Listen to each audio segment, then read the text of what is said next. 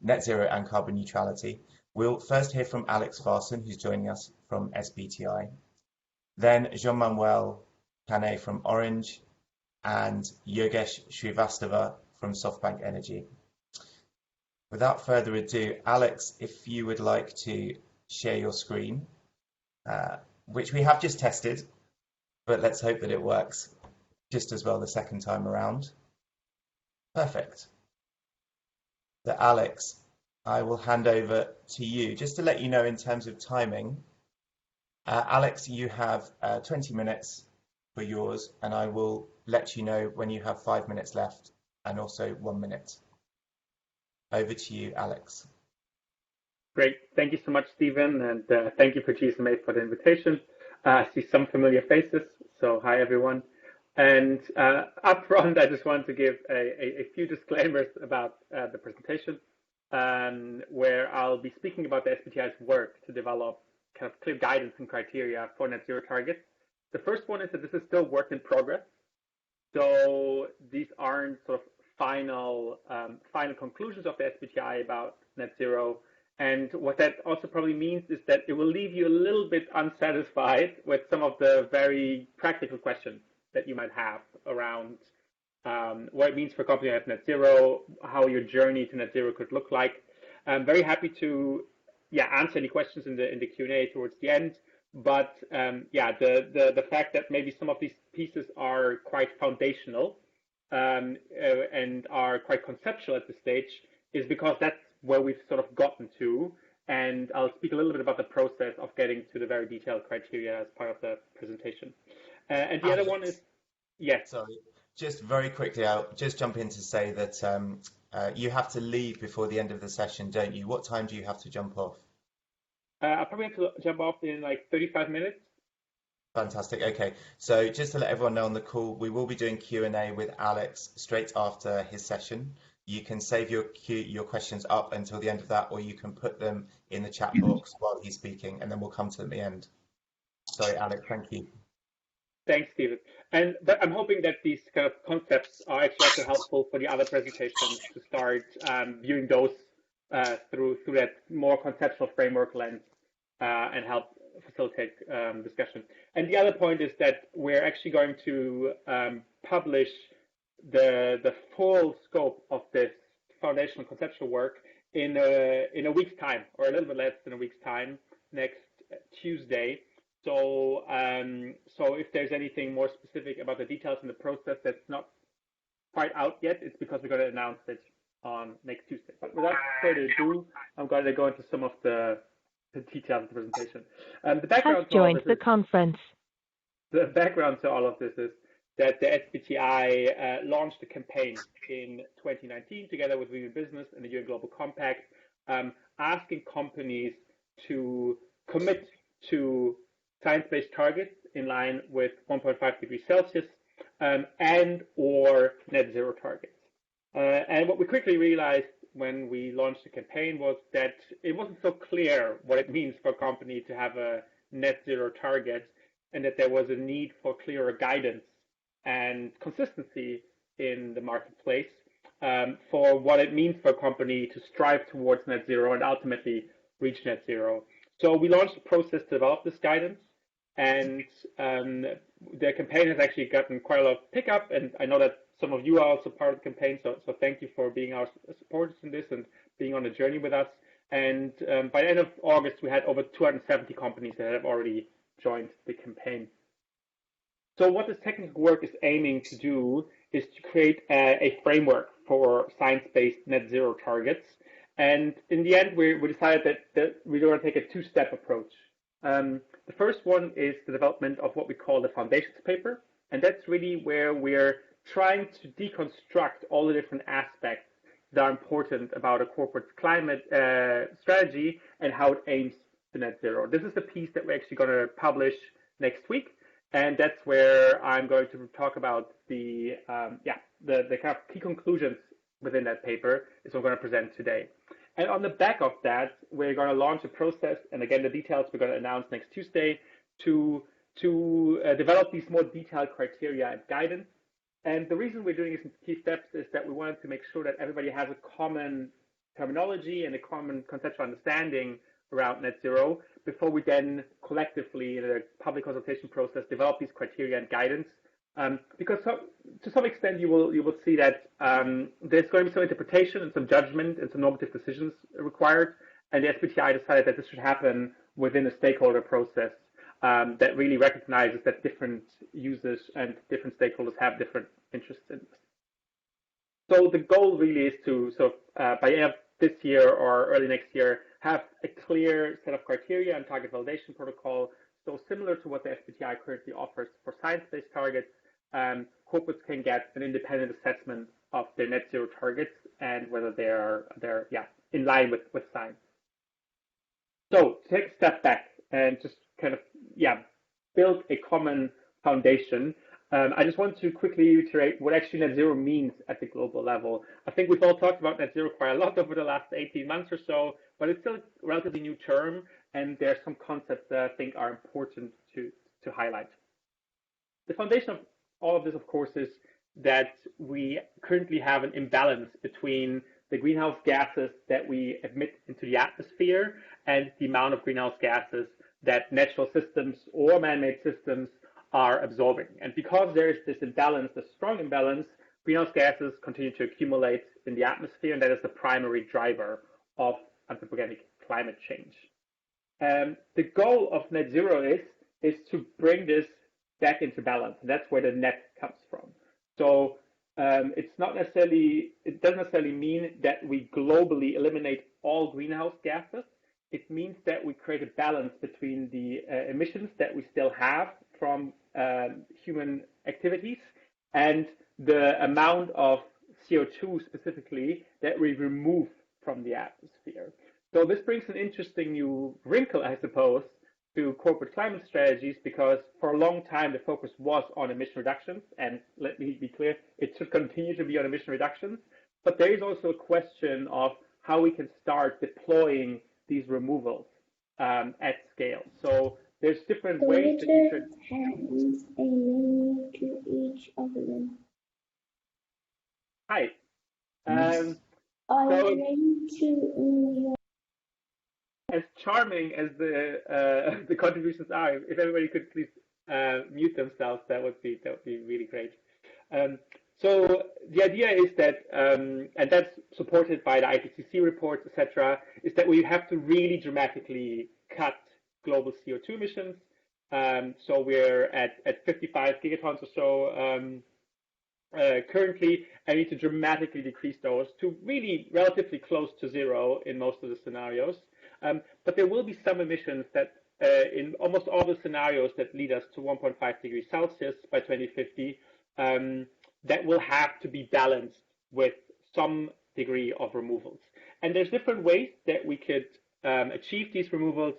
For example, through natural carbon sinks, so we could protect and enhance existing forests. We could plant new trees. There's also technical approaches to storing CO2. For example, direct air capture, which is essentially a technological solution for sequestering carbon directly from the atmosphere, and then we would have to store it somewhere in geological deposits or in others. But this general idea at the global level is that we reduce our emissions as far as we can, but then for those emissions that we can't, for one reason or the other, reduce, we will have to have a solution to remove an equivalent amount of CO2 from the atmosphere. And one key piece to note here is that there is inherently a limit to how much of that CO2 we can remove. There's just, depending on technology, different types of limitations in terms of social and environmental concerns around land use, etc. So the idea is really remove as much as we can and then make sure that we have a robust solution for the removal of CO2. So that's what we're aiming for at a global level. So the question is now, how can we translate this conceptual idea to an individual company? Oh, sorry, let me actually briefly touch on this as well. So there's several layers to this. So there's decarbonization, which is essentially the reduction of emissions from industry and our energy system, and as well as process emissions. Then there is the phase out of emissions from land use. So, for example, deforestation and other land use practices that lead to emissions of CO2 into the atmosphere, for example, agricultural practices. And then there's a minimization of non-CO2 emissions. So that, for example, could come from fossil fuel production. So there's a lot of methane leakage, and there's other activities that also have leakage. So all these we will have to dramatically reduce. And at the same time, we will have to deploy these sequestration solutions that I've talked about. Yeah, and as I mentioned, the question now is how do we actually translate this down to a company level? And I think it's important to view this at two different angles. So there's a lot of different practices out there today that have stated net zero targets, and we think it's fantastic that it has become such a focus for corporates, but also other stakeholders, to really aim for this long-term, highly ambitious target, which ultimately means we need to completely eliminate our effects on the climate and stop the changing of the climate. But what these commitments and targets mean is quite different, and they're being approached in very different ways. So this is why we're trying to create some consistency. First of all, what's quite different is what are the scope of climate impacts included. So some actors only include CO2 emissions, some include all greenhouse gases, so including methane, etc., all the other Kyoto gases, and some include even other effects. So strictly speaking, for example, climate neutrality would mean that you would also eliminate other effects. For example, the reflectivity of surfaces in your, like the albedo effect, etc. And then the key one is that the scope of activities covered can be quite different. So some targets only focus on operations, so that's scope 1 and 2 emissions typically. Some commitments cover the entire value chain, so scope 1, scope 2, scope 3 emissions.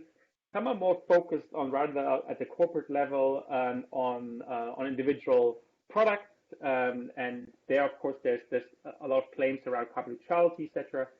And then there's also other ways these are ring-fenced. So, for example, there are some commitments that are regionally focused. So some companies will, for example, have committed to net zero carbon neutrality for their operations in Europe, but not necessarily for others.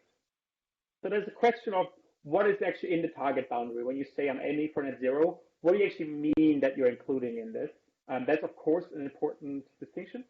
But then there's perhaps even a more important distinction of what is the underlying activities that you're planning to deploy? What's your mitigation strategy?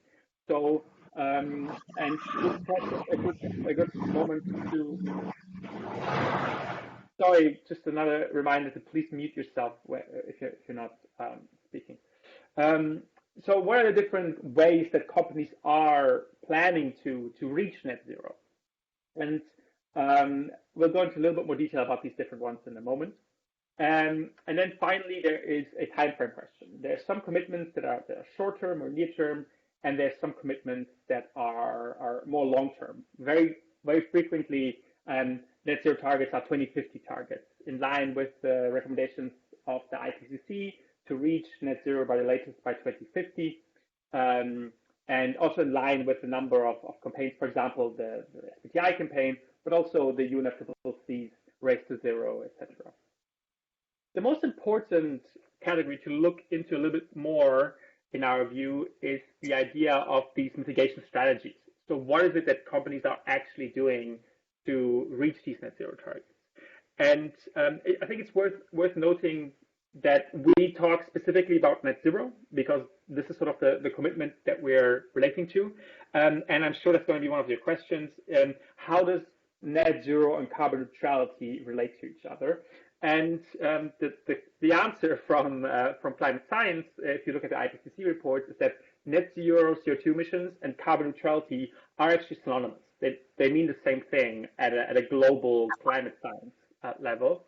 Of course, in the corporate space, they have been used very differently, or I should say that carbon neutrality has been used a lot historically, but net zero is becoming a more prominent target.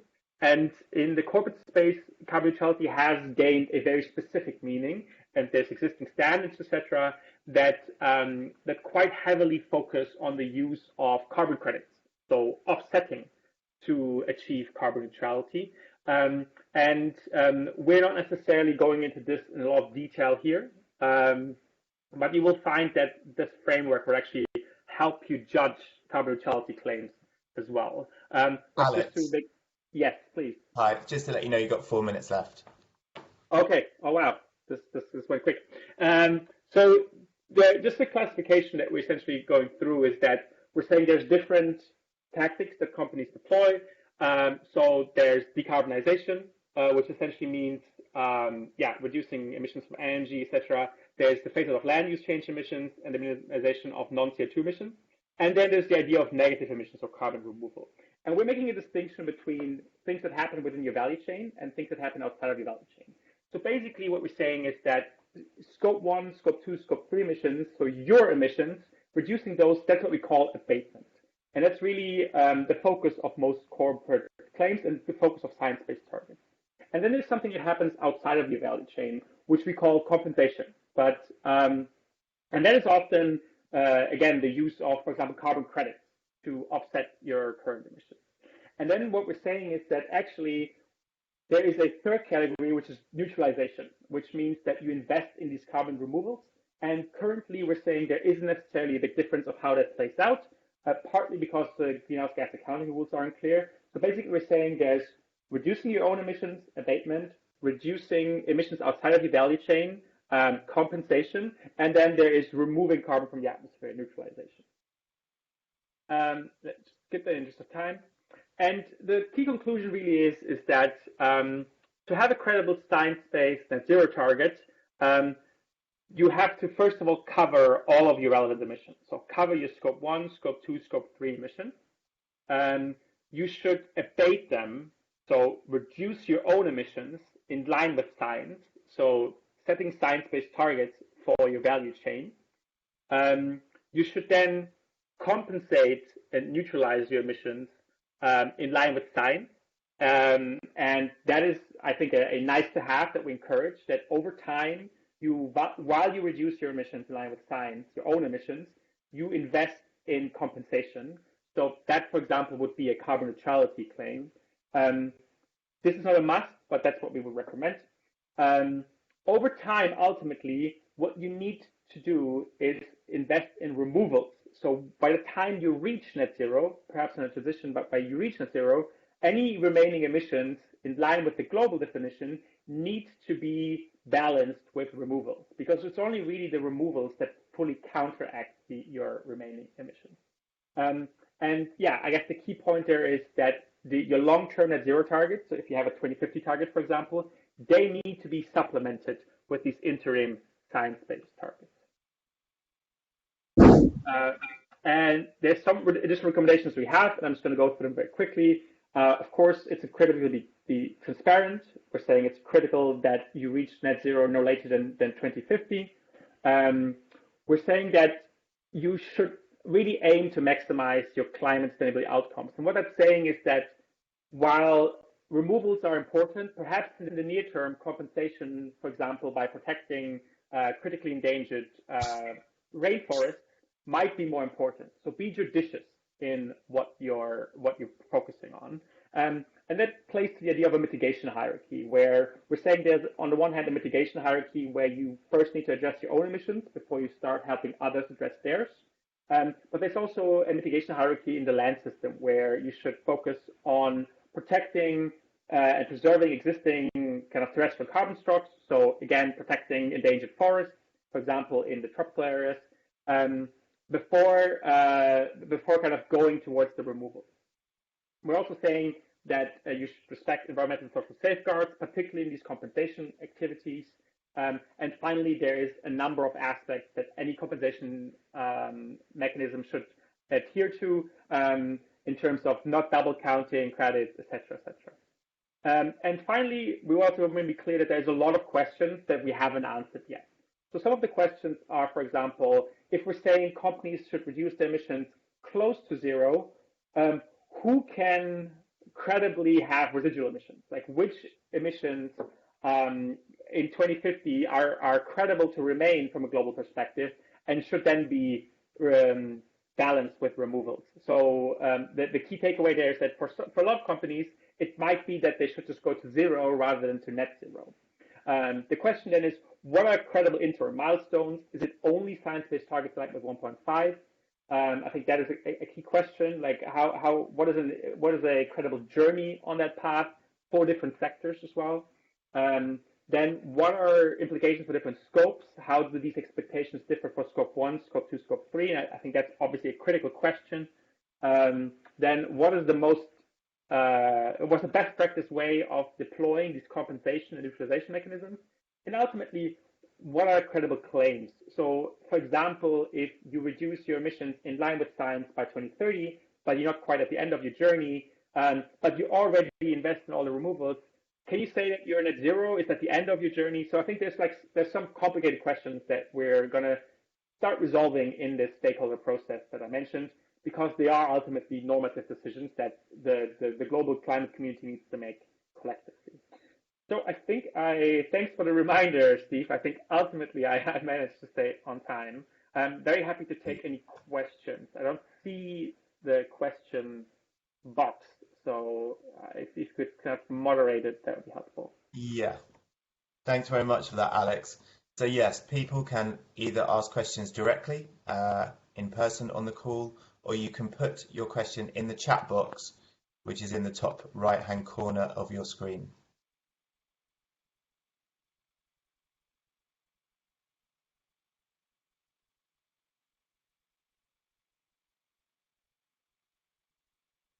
Alex, I will ask a question to kick us off. We actually only have a few minutes before we have Jean-Manuel to present, but obviously there's a lot of information in here. There's a lot of work that SBTi have been doing on this paper, and you said it will be released, is it next week? And I think there is a webinar as well for its release. Is that correct? Yes, next Tuesday there's going to be a one aimed at the Western Hemisphere and one aimed at the Eastern Hemisphere, and that's presenting the findings here and also in more detail the process for next steps and how folks can get involved in that process. Fantastic. So just to let everyone know on the call, I have the details of that webinar and I will circulate it around the task force after this call. So if you would like to find out more information, please feel free to sign up.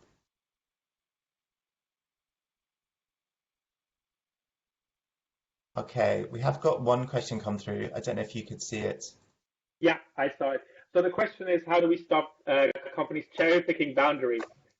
So this is exactly the point of the criteria where you describe what the minimum credible boundaries are. So the equivalent of this would be the criteria we currently have for the Science-Based Targets Initiative, where we expect all material scope 1 and 2 emissions to be covered. And then for scope 3, we actually have a slightly lower minimum threshold, where companies are asked to include at least 2/3 of the scope 3 emissions. And similarly, the net zero framework will have clarity on what emissions need to be at minimum included in that boundary. So this cherry picking and this inconsistency between different claims is explicitly the goal of the work that we're doing right now. Thanks very much, Alex. Any other questions for Alex before we move on? That makes me think it was either very clear or it was not clear at all, and people can't even think of a question. A colleague at GSMA, Sarah, she's got a question for you. So it depends what targets. So we would encourage you to set science-based targets already. So these are the kind of, the SBTi currently mostly focuses on 5 to 15-year targets. So that framework is already out there, and GSMA and other colleagues like Jean-Manuel have actually done great work of developing a method specifically for the ICT sector. But for those setting the long-term targets for the first time, there will be guidelines. There will be high-level recommendations in this paper, and then the really detailed guidelines about the nitty-gritty questions of how should we cover Scope 3 emissions and what's the right compensation and neutralization strategy for Scope 3 emissions, etc. That will be covered in the future guidelines and criteria. But in short, yes, they will have some guidelines for first time net zero carbon parts. Great. Sorry, Alex, don't know if you can hear me. I just have a follow-on question. I asked the first question about cherry picking. So regarding specifically net zero emissions target, does that mean there aren't specific guidelines yet, but they're going to be released in the next couple of days, I believe, but there haven't been guidelines to date on net zero around boundaries. Is that correct in me assuming that? Well, I think the campaign that we've launched has high level guidelines in saying they should cover the entire value chain. That means Scope 1, Scope 2, Scope 3. If I had to think ahead, there probably is going to be more detailed guidelines, particularly around things like Scope 3, that come out over this process. But because things like cover 2/3 of your Scope 3 emissions are ultimately judgment calls, we felt it was important that there was a stakeholder process of deciding what those boundaries are. So roughly it's clear that it should be Scope 1, Scope 2, Scope 3, but the detail around the boundaries is going to emerge over the next months. And we invite you to be part of that process. Thank you. Great. Okay, in the interest of time, we're going to move on. Alex, thank you very much for joining us and presenting that. I think you'll probably have to drop off during Jean-Manuel's presentation, but yeah, thank you again. Thanks, Jean-Manuel. Thanks, Alex. Please join our webinar next week. I'm sure they will, and I'll send around the details. We will. Thanks, Jean-Manuel. So over to you if you would like to share your screen. Yes, sure. Okay, so okay, can you see my screen now? Yeah, that's come through. Okay, great. Okay, so how much time do I have?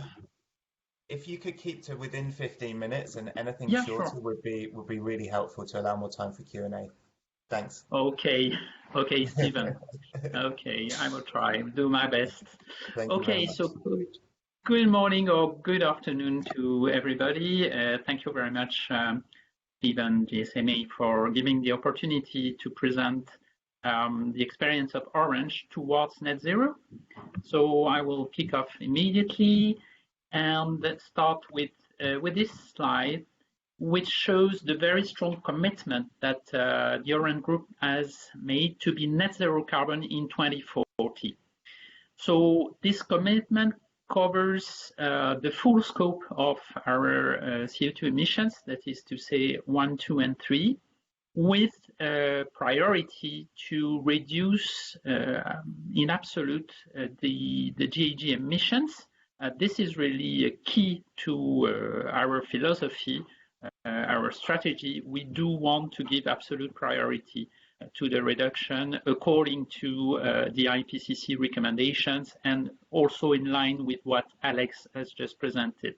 So how have we started to do this, and how do we want to implement this in the very coming years? So through energy efficiency programs, of course, in our networks in particular. I will come back to that in some minutes. Through the development of additional capacities of renewable energy, that is to say, we want to really give priority to the development of additional solar or wind capacities, not relying only on existing guarantees of origins, for instance. We have a full program to have the deployment of circular economy principles through all our directions. We also believe it is important to encourage end users' consciousness about the carbon impact, really to have a full commitment of all the parties that are implied in our activity. And of course, we have started a strong dialogue with suppliers towards their own net zero, because we believe it's very important to imply them for a telco like us. Of course, suppliers of capital goods, in goods and services, represent a very large part, more than 2/3 of our Scope 3. So it's very important to involve them right now and in a strong manner.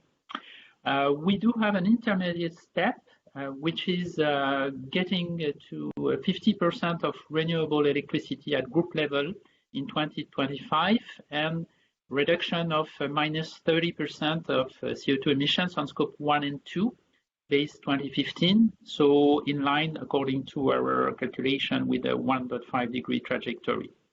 We also want to develop carbon sinks corresponding to the expected remaining emissions in 2040 to the delta. So we believe we will reach, well, our target is to reach minus 80% in emissions in 2040 compared to 2015, and the delta has to be net zero, let's say, with the carbon removals, carbon sinks. We insist on having and investing in a physical sinks to be sure that this corresponds really to removals from the atmosphere.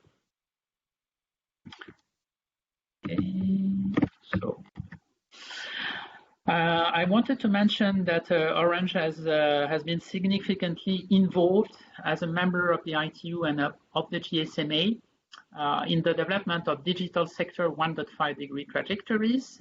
This work, we have done it with the Science Based Targets initiative in close cooperation with Alex and his team, with the JESI, and also with cooperation with the International Energy Agency for the creation of worldwide trajectories which are compatible with 1.5 degree objective.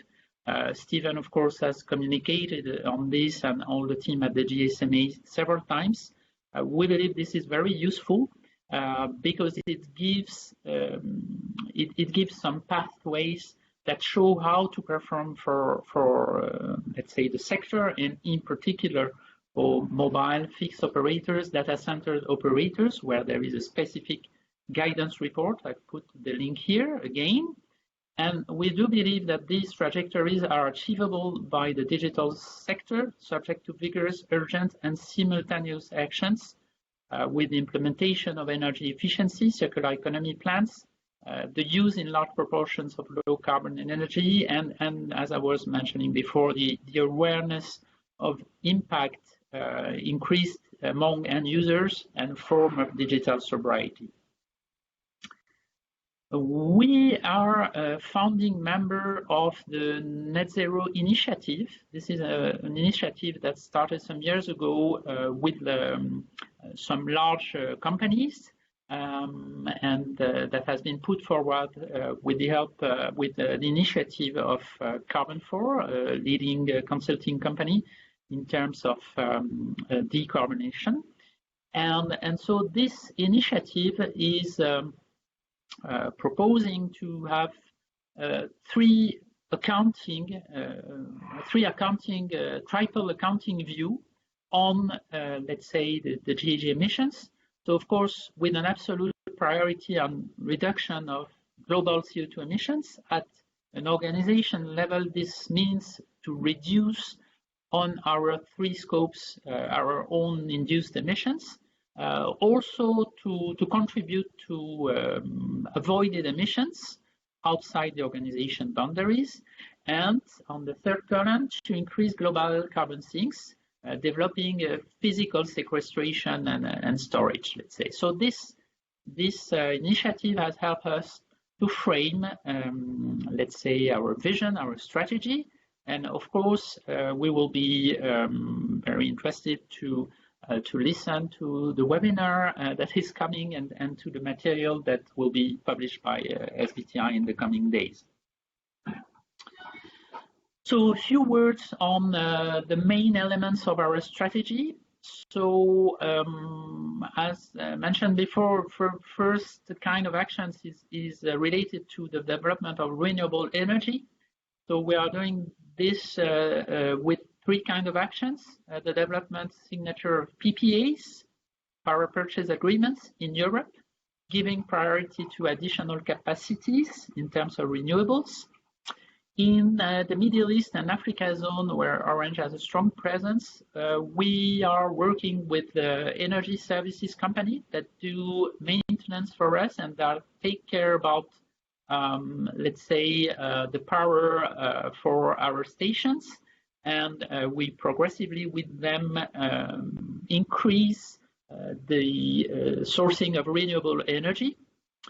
And we also have in our actions the own deployment of solar farms. So we have done that in Jordan with 3 solar farms deployed to date, representing about 75% of our Jordan consumption, so quite a large share. And we have a program to deploy this also in other Middle East and Africa countries. Regarding the actions to limit our energy consumption, in particular in our networks and IT, which represent about 80% of our scope 1 and 2 impact, let's say we have started a program from quite a long time, in 2010, with a vast amount of actions, more than 30 kind of actions. As you can see here, we avoided quite a lot of tons of CO2 over the period. On the right-hand side of the slide, you can see some actions that were implemented, like the reduction of the number of data centers, server consolidation and virtualization. We implemented free cooling systems, 400 volt DC energy supply, and you can see the different programs, some of the different programs. In the coming period that started this year until 2025, this is so-called phase 2 of our Green ITN program. We will rely upon several levers. You have some of them here with the advanced sleep modes on our 5G network. We are continuously working and striving to improve our data centers, with optimizing the feeling with the big data, artificial intelligence, and also some innovative field trials and implementations regarding the cooling systems in MEA. We also will rely on more and more on infrastructure sharing, and we also have a program to reduce the energy consumption of the boxes and the setup boxes that our customers use. We are also committed to reduce the consumptions of our buildings and fleet of vehicles. Here you can discover some of the programs with also relying on PPAs in Europe, systematic equipment of our buildings in France, Spain, and rest of Europe as well. The fleet of vehicles is reduced progressively. Orange is operating the largest car sharing fleet in Europe. And also we have a strong commitment to electric vehicles and electrified vehicles, let's say, and you can see the figures here. And last but not least, we have also a full program to deploy circular economy in our processes. We are an active member of the Ellen MacArthur Foundation C100 program. This is a program with more than 100 companies committed to deploying circular economy. And we are also active member of the JAC. This is a joint audit cooperation between telcos, large telcos worldwide. And to get together with them, we impulse change in terms of more circular economy in our processes. So here you have some examples of the results with the collection of telephones and smartphones with eco-conceived new boxes, which help reduce the carbon footprint of the boxes by significant proportion, let's say about 30%.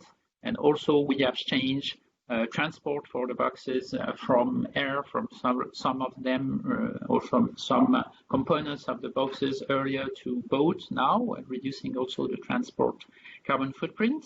We are selling the Fairphone 3, which, as you probably know, is modular and repairable and lasts longer.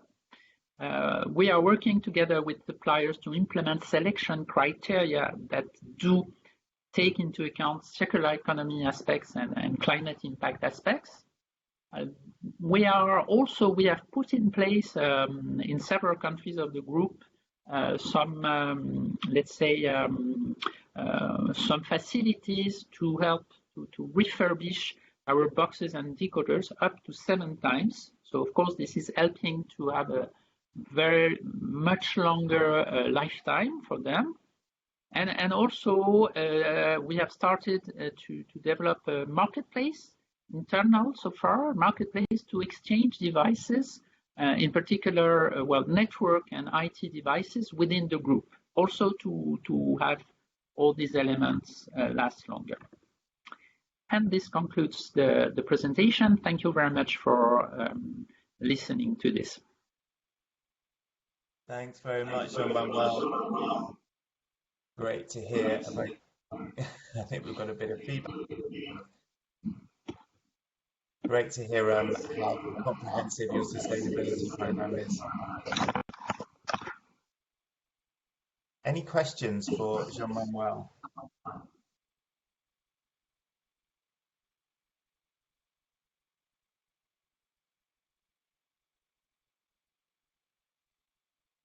We've got a question. Hello. Hi. Rebecca. Hi. Hi, Rebecca. Hi. Sorry. Thank you, Joanna, for the presentation. It was very, very inspiring. This is Maya from Telefonica. So I would like to ask you, can you share a little bit more about these carbon sinks that you were, planning for the future? What kind of projects are you thinking about? Or if you can give us some inspiring information about that. Thank you. So hola Maya. Hello Maya. So we have investigated several kinds of carbon sinks. Of course, what we want to rely upon is our real carbon sinks, let's say. So the one that physically take CO2 from the atmosphere. So like reforestations or planting forests or mangroves, these kind of things, of course. So we have investigated the different possibilities. Some of our subsidiaries have already taken initiatives on that. And now we are doing, let's say, coordination at group level on these activities. So this is underway. Thank you. So you're thinking more in nature-based solutions as we are. So solid things. So it's not robust things, let's say. So this is our main focus, nature-based solutions. But we keep an eye also on other kind of solutions, of course. Very good. Same as us then. Thanks. Okay. Thanks, Maya. A question on the chat, Jean-Manuel, from Erico at KDDI. What were Orange's difficulties in setting your target? I assume that means your net zero target. So we wanted really to be in line with the 1.5 degree trajectory. So I believe the difficulty, in the initial difficulty, was to understand what needs to be done to be in line with 1.5 degree trajectory. So it took time, of course, to obtain more clarity on that.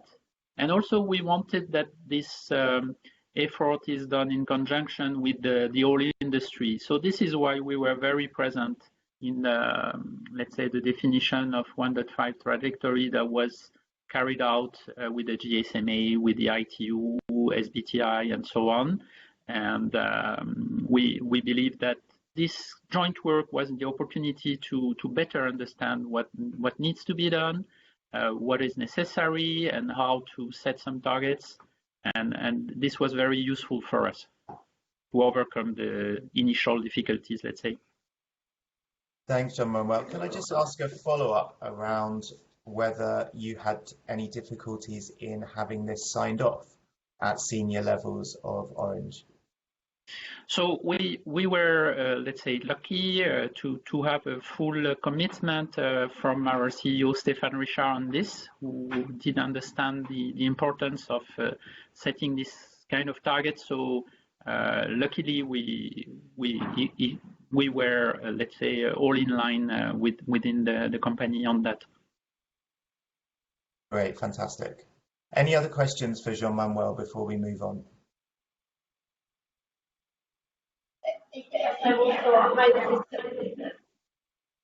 Hello, this is on the conference anymore. I have a question. I put it into the chat, so maybe you can just read it from the chat.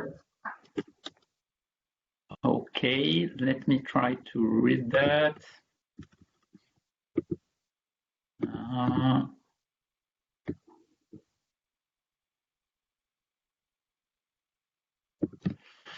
Okay, so yeah, well, the decision, thank you, Anne, for your question. The decision to invest in solar farms in Jordan was related, of course, to regulatory aspects and to the opportunities that we had regarding the implementation of own solar farms.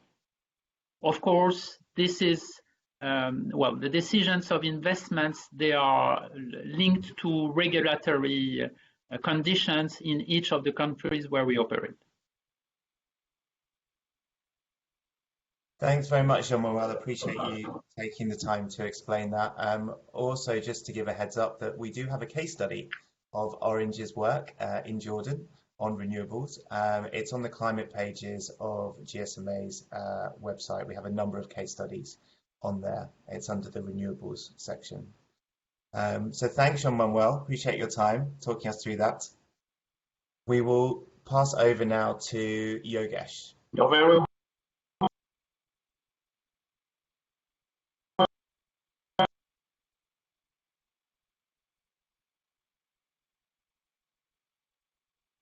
Hi, Yogesh.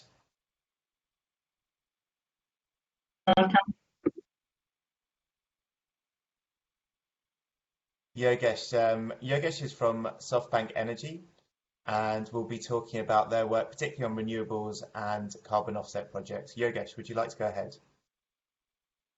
Yeah, that's great. So thanks, Steve, and thanks, Given, and thanks, GSMA, for giving an opportunity. And greetings to all of you team members. If my screen is visible to you, Steve, just give me a heads up so I can move forward. Yes, everything's fine, and you're coming through loud and clear. We're going to try and do a hard stop at 10:30 at past.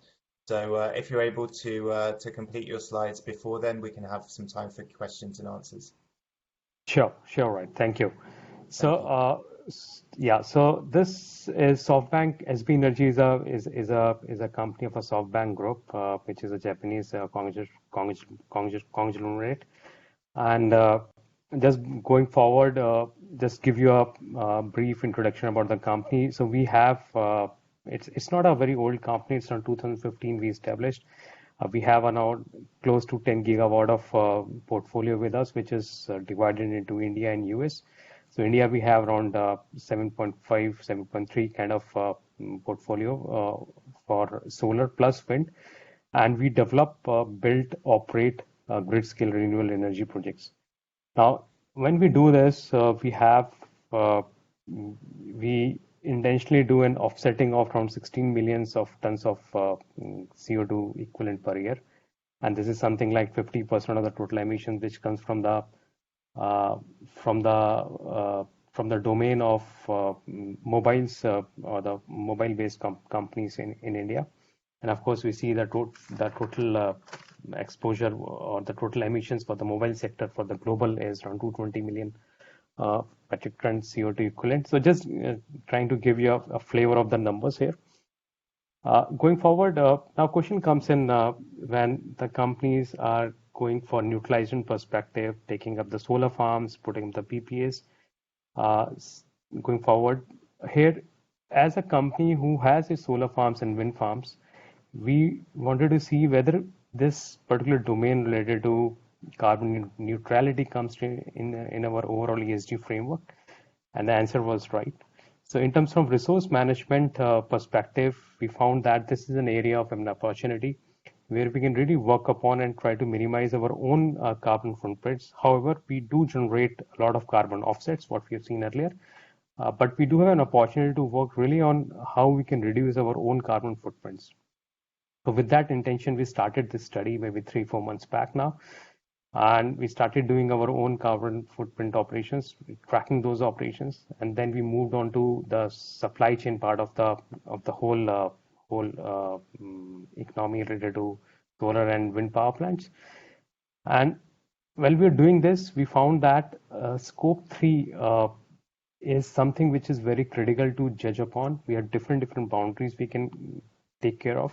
We started this journey with the past 260 processes, through which we started measuring the SS of GHG emissions based on the complete raw data what we have. And then the next step we move forward is to set a target to reduce emissions, and then we look upon the offsetting part of it, and of course a statement of neutrality, or we say qualifying explanatory statement QAs, as a part of a validation statement moving forward. Now here, what I wanted to give more stress is related to scope 3 part of issues for a company like us. Scope 1 and scope 2 is easy to move on. We don't have much of a direct GHG emissions, or we don't have much of a direct electricity based products. We do have very less auxiliary power supply which is needed for the solar plants to run it, and it's more of a like energy which is used in the offices, or energy which is used in the peripheral lighting perspective, for which we are anyway moving on to the solar lightings and all those things. Now the criticality and the tough part here is, which is related to when we start getting into the notch of capturing worksheets related to purchase goods and services, the capital goods, the solar panels which are being used, the inverters which comes in, the transformers, the string monitoring boxes, the cables. So there are a lot of capital goods and the purchase goods which comes in, and that is something very tricky, and that is something very exhaustive which we need to move forward right now. We don't have anything much on in the downstream part of scope 3 because it's electricity which we supply upon, but from the upstream perspective we have a lot of transportation goods and all those things are there. And one element which comes not now specifically, but of course after the life of a solar plant, is related to waste generation in terms of the waste of the panels which will come in after 25 years of the lifetime, or some bit of battery waste which comes in, or the non-hazardous concrete waste and all those kind of things, or the packing waste which comes in. Now this is an area where we are actually working, and this is a challenge because we see that the capital goods, if we move on to the manufacturers, it is easy to say that that although we don't have a direct control on you, but we can have impact on you, or we can in some way try to mold you to ensure that you also start working on your net zero or the carbon neutral program. But that's is actually a bit area to work upon. Now, next step moving forward is related to the declaration. Once we have this and the achievement of declaration. In this whole scenario, we do have the carbon credits with us, which is gold standard verified carbon credits, VRs and CERs, which can be used for offsetting. And again, the key remains here is that we need to really be sure of decarbonization first, and then think about reducing what we can, and then we can go for offsetting of remaining exposure or remaining emissions or remaining carbon footprints, and that too we need to do on a very responsible way.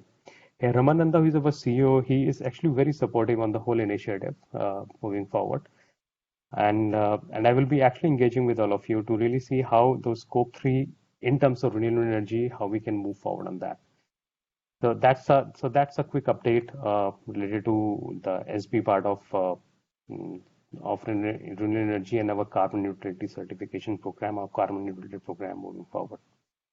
Yeah, thank you, Steve, and thank you, team. Thank you very much, Yogesh. Appreciate you taking the time to talk through that. Any questions for Yogesh on the SoftBank?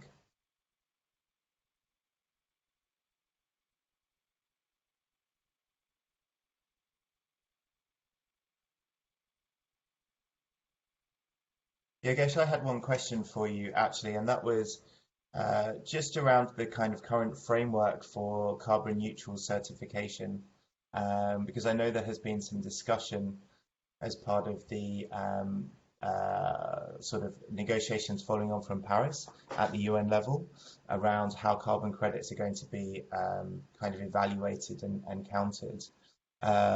Is there anything that you would like to see coming out from that, or do you think it will affect the way that the projects that you're involved in they will actually work?